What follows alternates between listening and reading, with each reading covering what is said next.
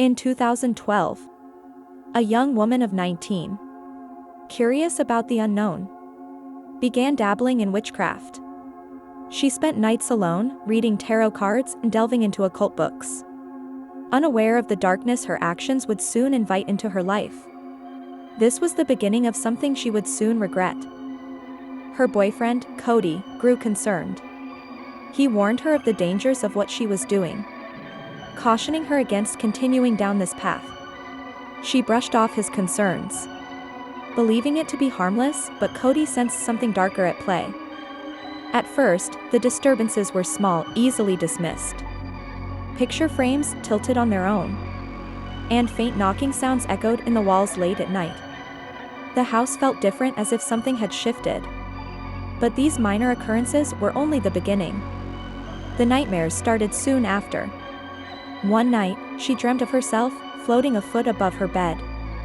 Her face, once familiar, contorted into something unrecognizable, a horrifying, demonic reflection. The dream was vivid, terrifying, and left her shaken, but she kept it to herself. Then came the voices, hundreds of them, whispering in unison. She experienced sleep paralysis, trapped in her own body, unable to move or scream.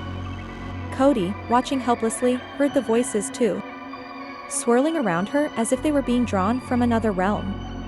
In an effort to escape the growing strangeness, they moved to Pittsburgh. It felt like a fresh start. The apartment was small but comfortable. However, the oppressive feeling followed them. There was no escaping it. The darkness had latched onto her, and it wasn't going to let go. One afternoon, while napping, she felt the bed sink as though someone sat beside her. When she opened her eyes, no one was there, but the indentation remained. Her bedroom door, which she distinctly remembered closing, was now wide open. Something, or someone, had been with her. Soon after, she noticed the front door of the apartment would unlock on its own. Faint footsteps echoed through the empty rooms.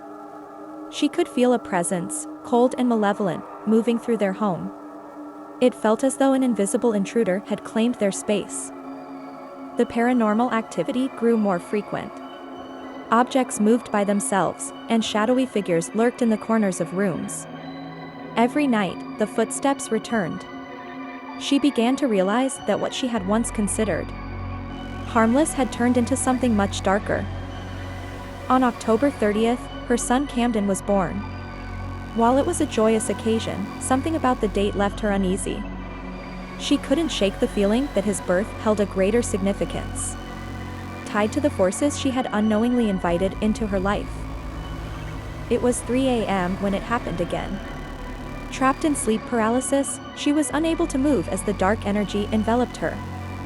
Then, from the next room, her son's scream shattered the silence. It wasn't the cry of a normal baby, it was something far more unnatural, more terrifying. As the years passed, she began to reflect on the events that had shaped her life. The strange occurrences continued but lessened in intensity. She couldn't help but wonder if her exploration into the occult had drawn these forces to her. Forces that had left a permanent mark on her and her family.